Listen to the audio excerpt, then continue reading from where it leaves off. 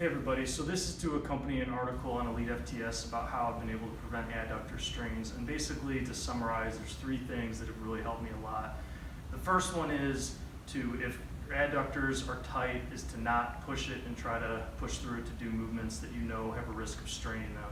For years, they would get really tight after a squat session, and then I would try to foam roll them or stretch them or put blue heat all over them and try to do all these different things, just warm them up on the adductor machine and then try to go deadlift or do another movement. And if they're still tight and they're still in a place where they could get strained easily, I would inevitably strain them and then have to take a week off of training. So the first one is to use some self-control and some discipline. The other two things have been compression. So I've been recently using these slingshot hammy bands on both my legs up towards near the top of kind of the hamstrings, adductors, to compress everything. I found that has helped a lot when I've been squatting, deadlifting, doing different, basically any lower body movements.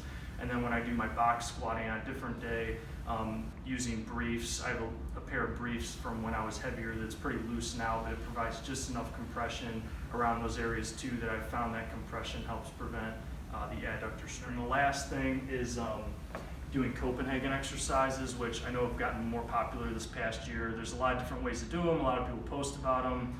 I'm not an expert on all the variations, but what I've been doing in training has been to basically do a variation where you put your one knee up on the bench, that you go as if you're gonna do a side plank, start with your bottom knee on the floor, and basically what I concentrate on is my whole body as a movement, as a unit, hinging my hip up, squeezing your glute, and basically doing a side plank. Bring your bottom knee up to the top, squeeze your adductors, lower the knee back down, come back down to the bottom, and that's one rep. And I've been doing basically 8-10 reps a side for about 3 sets, alternating back and forth, and I just do that as a warm-up before I do my training session. So